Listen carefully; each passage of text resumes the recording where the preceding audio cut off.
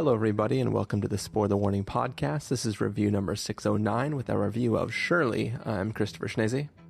And I'm Stephen Miller. And if you're joining us for the first time, the Spoiler Warning podcast is a weekly film review program. Each week in the show, we're going to dive in, debate, discuss, and argue over the latest films coming to a streaming platform near you. Here we are talking about a little film called Shirley, which is a story about a woman named Shirley Jackson who writes stories. Stephen, before watching this film, were you familiar at all with any of the works of Shirley Jackson? I had never read any of her stories, but I was familiar with her existence in that I know she wrote The Haunting of Hill House, and I know she carries some mythology of the tortured artist who passed away too young, potentially due to she died of heart disease, but I think it was considered to be a part of depression, right? That it flowed something from the torment of her work. So I knew that. I feel like other movies have tried to depict her before, though I can't think of any of them off the top of my head. So I was aware of her existence, but I don't know anything about her style. I don't know any specific things about her work. I would imagine this movie is probably pulling elements out of her actual work and putting them in here. It just seems like what the move would be, but I can't actually speak to that at all. I didn't know enough about the real woman in real life, but I have seen the Netflix show, The Haunting of Hill House, which I did enjoy very much. And when I saw the trailer for this, I had no connection to this is the person who wrote that story. But my girlfriend has read some of the works of Shirley Jackson, so she was excited to see this film. So I was like, cool. And it's like, that's the one who wrote The Haunting of Hill House. I'm like, oh, cool. So this is where all that craziness comes from. So I was definitely curious about watching this film, not because of my real connection to the source material, just a tiny bit of knowing one of the stories that she wrote. I did have one counterpoint, though, which is that the filmmaker made Madeline's Madeline, which is definitely a film that Stephen and I did not agree upon the merit of. Yeah, we did not see eye to eye on that one. No, we did not. But yeah, so we're going to find out whether this follow-up to Madeline's Madeline is more Madeline or more Madeline, I guess. I think I'm more of a Madeline. What do you think? Is that turning it into a Sex and the City joke? Yeah. She needs to make a follow-up to this called Madeline's Madeline, and it's the same story, but instead of Shirley Jackson, it's Madeleine L'Engle, who wrote all those semi-Christian fiction books that, from the look on your face, you did not read growing up, but I definitely read. No, I did not read these. A Swiftly Tilting Planet, Wind in the Door, good stuff. I mean, from titles alone, they sound like they're just riveting. Hey, I may have not read them since I was 8 years old, so I'm not totally confident in telling you that they are fantastic. All right, well, when they eventually make the movie about the woman who wrote them... A Wrinkle in Time, that's the main one that she wrote. I'm naming all the sequels instead of the big famous one. The Wrinkle in Time I am aware of. Yeah, don't you feel stupid now? Yeah, I do. That one I read and watched the movie. But I bet few people have read what is probably the fourth sequel to that, called Many Waters, which is about a kid who accidentally goes back to antediluvian, so before the flood times, and meets Noah and his sons and has to prepare for the flood, and there's Nephilim having sex with people and all sorts of crazy shit. I just hope that they're described the way that Aronofsky describes his Nephilim. I think they're big and purple, if I remember correctly. I guess not. Yeah. Not giant rock monsters. Maybe there is a non-zero chance that my kid brain decided they looked like my Gargoyles action figure, which was big and purple. So they could be rock that monsters. Actually makes more sense. All right. Well, anyway, what do you say, Stephen? We get into this review of Shirley. Surely you're joking. I wish that I were, Stephen. We're going to take a listen to the trailer for Shirley, and then we're going to come back and give you guys a review. To our suffering, my dear. There's not enough scotch in the world for that one. Shirley, what are you writing now? A little novella. I'm calling none of your goddamn business. Well, you were invited to stay here for a few days until we could find a place. Shirley has these bouts. She's gone sick in the head. I read your story. What are you doing in here? It made me feel thrillingly horrible. Do you know what it's like to have a secret? What are you up to? That girl, what do you think? Trite and a bit trashy, but give it a go. I like you, Rosie. Can I trust you? I feel like we're in the Scottish play. On the verge of madness. What will happen? See their secret looks. Freud would have had a field day. I'm counting down from 3. 3, 2, 1.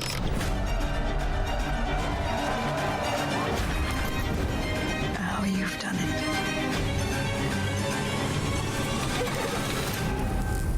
What becomes of your dear heroine? What happens to all lost girls? They go mad.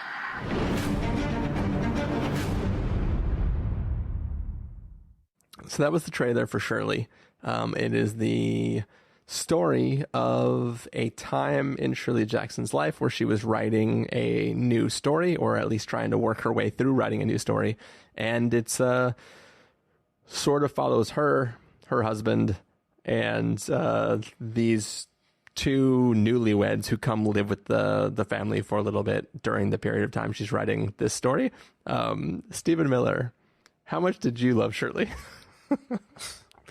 I liked Shirley. I think this is, maybe you will disagree, I think this is considerably less abrasive than Madeline's Madeline, but that also makes it less interesting to watch. I think the subject that it is fixated on is just inherently a little bit less explosive, a little bit less personal. You know, it keeps things more at a remove.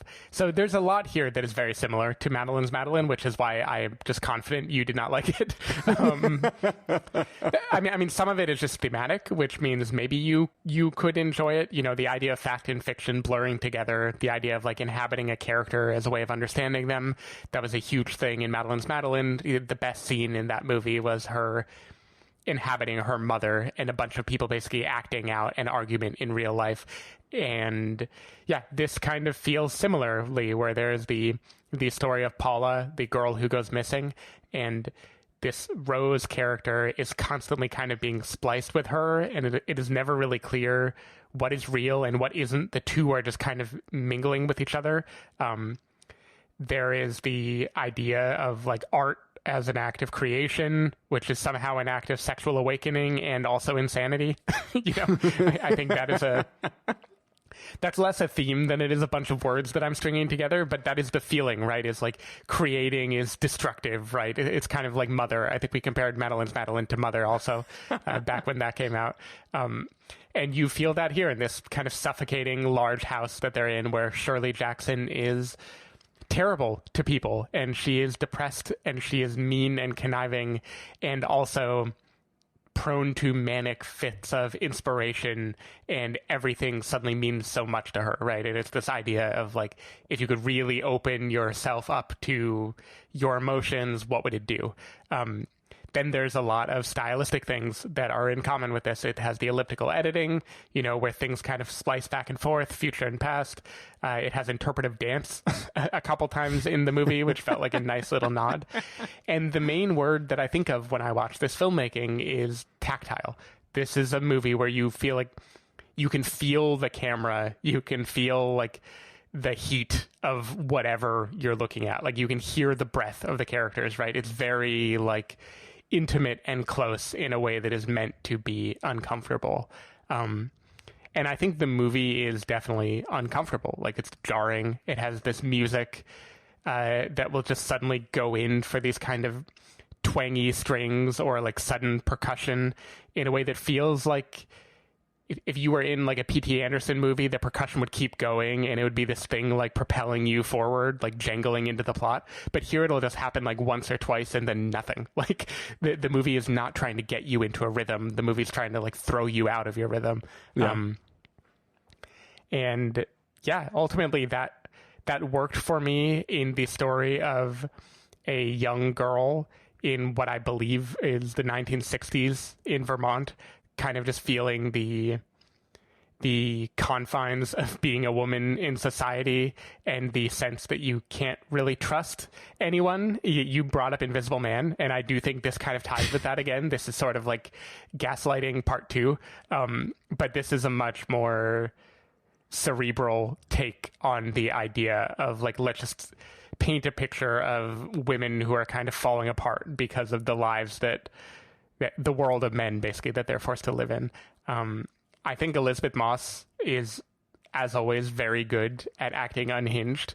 I actually really, really, really enjoyed Michael Stuhlbarg as Stanley Hyman, the professor. I feel like he was born to play this type of like creepy professor character who is acting the very opposite of his character in Call Me by Your Name.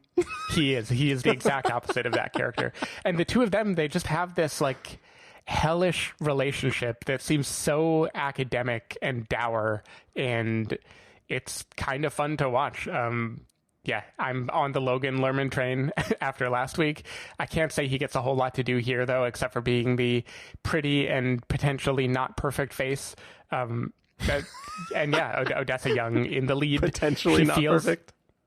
Yeah, I'm just trying to not reveal anything. Maybe this man is perfect. You know, the audience doesn't know. Odessa Young, I think, does a good job. She's basically becoming a mini Shirley. Like, I feel like she is absorbing some of the negative feelings. She's taking whatever Shirley is exercising and is like slowly absorbing that. I think by the end of the movie, there's a kind of clear like balance shift that has happened among the characters. And that's pretty much all I feel. I don't really know what it means beyond that, but it just felt like an interesting jaunt into this style that I appreciated. Yeah, so as we teased at the beginning of this review, I was not a fan of Madeline's Madeline. It was a little too abstract, too disconnected from reality, and too sort of metaphorical for my taste. Like the entire film literally is interpretive dance, and I'm bad at interpreting. Right. So, and I'm bad at dancing. So it was. I struggled bad to get through Madeline's Madeline. It was. I knew from like the opening scene that film was not for me. I was slightly interested to see Shirley and figure out what was going to be happening in this film. Even the first time I watched the trailer, I didn't notice from the person who gave you Madeline's Madeline at first. But when I rewatched the trailer recently, I was like, oh shit, I'm probably not going to like this movie. And I think that I did not distest it as much as I distested Madeline's Madeline. I like. They better slap that bad boy on the poster. I did not detest it. Christopher Schnese of the Spoiler Warning podcast. Obviously, Elisabeth Moss is amazing in this film. She is just like, maybe it's not even acting. Maybe she literally went insane. Because she was so confused when she read the script. Yeah, how long would it take us to know if Elisabeth Moss went insane? How many movies do you think it would take before we're like, I think someone's got to check on her? I think Scientology got to her head. Yeah, I know. She's taken care of already. I mean, she's Phaeton free and all that jazz. She should be totally fine. Get away from me, Phaeton. Yeah. If anybody needs to check on her, Tom Cruise will be there. But anyways, yeah, it was funny. Like as soon as this film started, because I mean, if you watch the trailer, there is a semblance of a plot. Like right, there is something like it's clear that there's a woman who's trying not to go mad, who's trying to write a story about a woman who is lost, and like there you go. There's like a whole cohesive thought that exists in that thing. So when I was sitting down, I was like, this won't be Madeline's Madeline. This is going to be a more cohesive, real narrative. And I think that like as soon as the film started, I was like, man, if I didn't know this was connected to Madeline's Madeline and you put a gun to my head and said, who made this film? I'd be like, Madeline's Madeline. It was like, there is definitely a style and a theme to the filmmaking in this, and that is completely reminiscent of Madeline's Madeline, and that is, as you called it, you said this is less abrasive, but being less abrasive than Madeline's Madeline is still being pretty damn abrasive for my taste. So I found it difficult to settle in and really enjoy this. I like the performances. One thing, it was abrasive enough that I was keying into things that I wouldn't normally pay attention to. So a little background on how I watched this film. I watched this film projected with like stereo Bluetooth speakers set up, and this film does this interesting thing where there's a cadence of a day-night cycle that this film goes to, and every morning it's just this intensely bright, often beautifully framed setup of like the day is resetting, and then just like this shock. And when you're in a room with no lights because everything's turned off, and then you're watching a projector screen and everything's dark and like sort of orangey, and all of a sudden you get this bright blue skyline or like snowy area, it's kind of like a shock to your system. And it's like, yeah, that's the kind of transcendent experience that can make you love Carol, for instance. I found but yeah, sitting in the front row in a dark room. Yeah. But I really appreciated that. But also the sound design in this film is really, really interesting. There are scenes, I don't know. Did you watch it? TV, headphones, iPad? What did you watch TV, it? no headphones. No heads. Okay. So I don't know what your audio experience is, but like there are scenes where, Elisabeth Moss is in a bathtub, like zoning out, doing her thing. And there are like drips that are coming from different places. And it just, there was a weird audio experience that I was getting at multiple times during this film that I really had fun with. I was like, oh, this is like the crazy visuals are mimicked by crazy audio mixing and stuff like that. And I had fun with those moments of the film. Besides that, though, I don't know what this movie is about. This film is not for me, Steven. Mm-hmm. I don't know what more to say about it. I don't... Yeah, it's about feelings. So you can trace basically the arc of Shirley and the arc of Rose and compare that to the story of Paula, the girl who is getting lost, right? And Shirley at the beginning of the movie is in one of her ruts, right? And you get the sense that she needs people who she can kind of...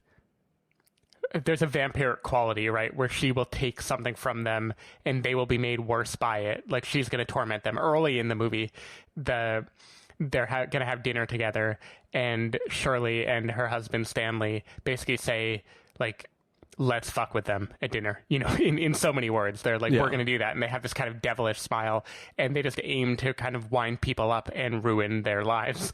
And so that is happening. And then you have the arc of Rose, who is learning more and more about this empty world of academia and academic men in particular who think they know everything. And yeah, that's about as far as I know into what it is about. The rest is just a feeling smeared into, 102 minutes or however long this movie is. Well, there's so many weird things that are happening in this film, because at the beginning of this film, we learned that Rose is pregnant.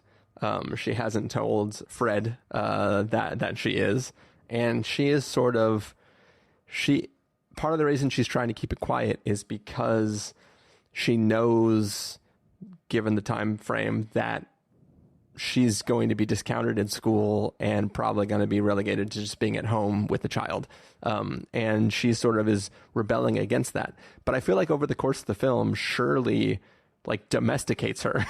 like she is falling victim to the thing that she didn't want to fall victim to through the eyes of a person who we can't tell if she actually idolizes her or if she's just really impressed by a single story that she read of hers. But it seems like she wants to get into good graces, but in doing so, she does all the things that in theory Logan Lerman would be asking of her.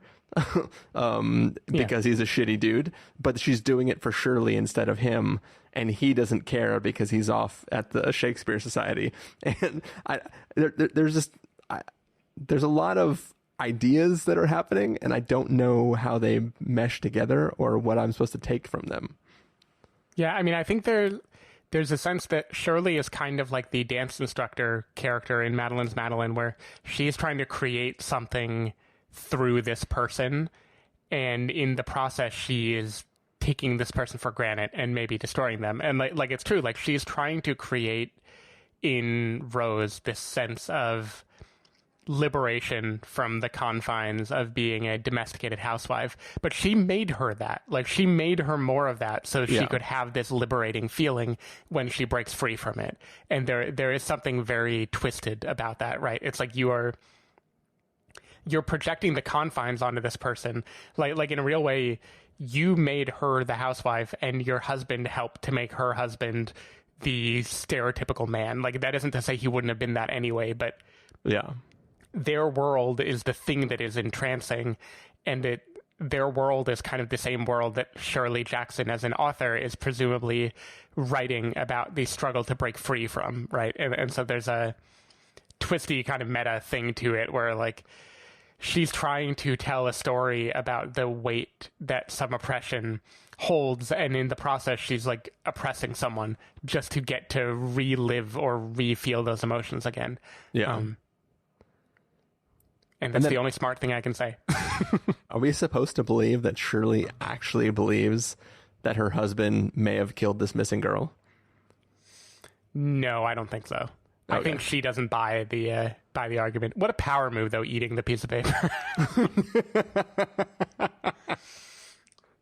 Rooney Mara is like, I ate a whole cherry pie, and Elizabeth Moss is like, all right, I got that.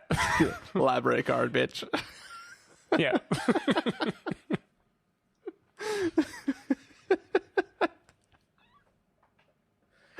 And she's asking for pie. Like, she wants to know if they have any pie in the fridge. So there's just deep connections flowing through this movie. Yeah. I will say this. So I've done some of my due diligence in independent cinema and watched a couple films by John Cassavetes, who's kind of considered to be like one of the fathers of American independent filmmaking. And some of Cassavetes' stuff is very, very abrasive. Like he'll look at the downfall of two couples, and it'll just, for like 20 minutes, it will just be scenes of people getting very drunk and like singing and dancing and then yelling at each other and then singing and dancing again. And Shirley and Stanley's relationship felt very much like one of those Cassavetes movies to me. Like Stanley has this energy in his classroom and that he brings home with him where he's just like, let's dance and be merry and be silly, and then in one instant I'm going to turn it and just like stab you, you know, with the perfect word to make you feel bad. And it's just like, I don't know, it's people who are intellectually masturbatory, basically. People who are just like, I am so smart, I am just going to toy with the world. I'm just going to like fuck whoever I want. I'm going to fuck over whoever I want. And I'm going to like kiss you and then insult you and then make you leave and then expect you to cook me dinner the next day. Like I don't know. There's a grossness to it that I don't know why the movie wants me to see that, but I did feel like the point came across. Gross is a good word to describe Stanley in this film. He is, there's just a lot of things that he does in eye shot of everybody. There's like, it's not even trying to like get away with it. Like he wants you to see him and wants you to know that he doesn't give any fucks. Mm-hmm. I really wonder if the real Stanley was like that. Because if not, because it was a real literary critic who was married to Shirley Jackson. And if he wasn't that womanizing asshole, this movie really, I don't know, somebody should be mad at this movie. Yeah. I just want to know, was it before or after this that he invented the character of Spider-Man? Oh, good question. Anyways, can you tell me what Stanley's job was? Like, what was he a professor of? Jukeboxes? I think he is probably a professor of comparative literature, but I'm not sure. Like, definitely something in like literary tradition or literary criticism.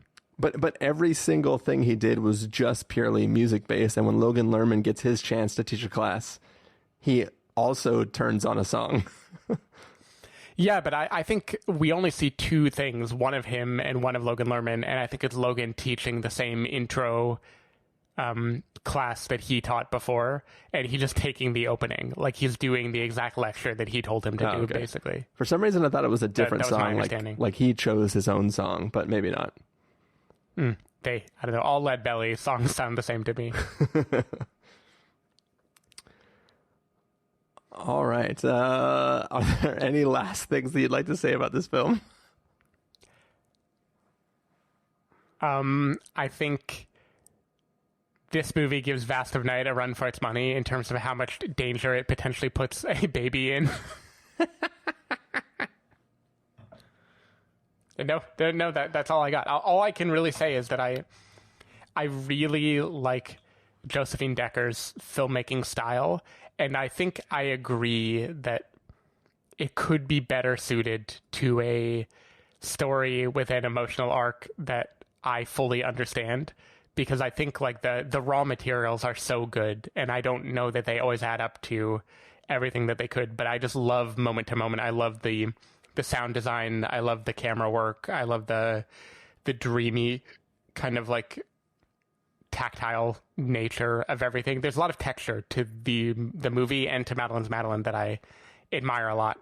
And I'm really curious to see what happens if she points that in a mildly less experimental direction, just to see what happens. Yeah, I mean, we're moving from more and more abstract to more and more grounded. So there's very, very much potential that like in like one or two movies, I'm going to be like really, really into it. Her Florida Project is coming up next, like the movie that just completely gets you. I mean, we can all hope. Yep. The good news is that with the craziness of her camera and how much stuff is flashing back and forth, it'll be easier to shoot things in quarantine than more That's traditionally true. shot films. I think if anyone can pull off a good movie about quarantine, it's going to be her. I think she'll really get to the heart of how it feels to wake up in the same place for 90 days straight. Yeah. But it'll actually be a story about how like we were always in quarantine and now we're actually free. Yeah. The secret is to become the turtle or the cat or whatever. Yeah. Be the cat. Emerge from the womb. All right. So Stephen Miller, let's get to verdicts. If you were going to give this a must-see, recommend with a caveat, wait for rental, pass with a caveat, or a must-avoid, what would you give it? I'm giving it a recommend with a caveat. I think for me, the filmmaking was enough to make me like more than happy that I was watching it. I was really into it. And I think it is interesting.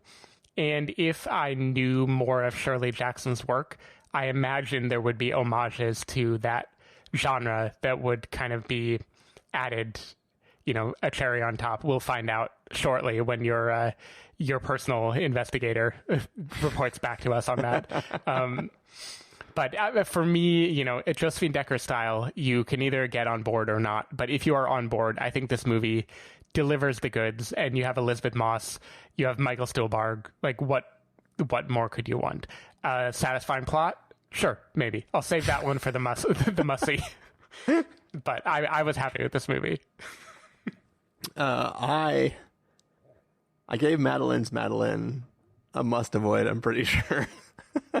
Yeah, I'm sure you did. So I'm going to bump this up to a pass with a caveat. The caveat is, it's just not my taste. You may enjoy this film. There were definitely moments beat to beat that I thought were interesting. I like what the film is doing with sound, with light and dark transitions. There's lots of stuff in it that kept me interested. Like Madeline's Madeline, I was just checked out of when I watched. This film, I was at least engaged to see what was going to happen next, but it never really made that connection that really became the thing that drew me into what was going on.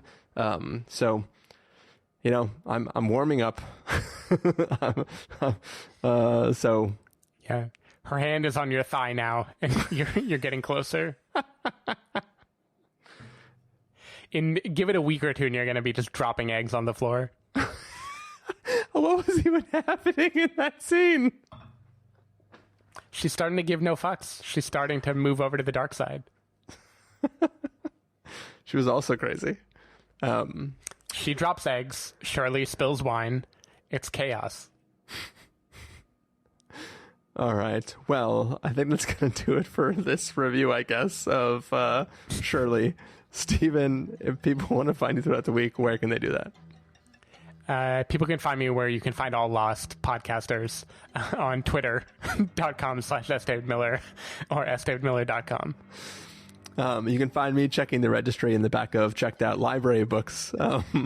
Or if you don't find me there, you can find me at ChristopherInRealLife.com or Twitter.com/ChristopherIRL. You can find the podcast over at thespoilerwarning.com where you get a bunch of the back episodes of the show. If you want to subscribe to the show, you can do so on Overcast, Stitcher, Apple Podcasts, or wherever podcasts are found. If you want to know when the episodes go live, you can follow us at twitter.com/spoilerwarning, facebook.com/thespoilerwarning, or instagram.com/thespoilerwarning. If you want to get a hold of us directly, you can send an email to fans@thespoilerwarning.com, or you can use the contact form on our site. Music for this episode will come from the soundtrack to Shirley, so hopefully you are enjoying that. That is it. That is our review. We will be back next week with a review of King of Staten Island. Right? Is that finally next week? Yep. Yeah, the 12th. I think there might be something else coming out too, but we'll figure it out. We'll at least have that. So see you next time. Catch you later. King of Queens. I bet that's what the name is a reference to now that I say it.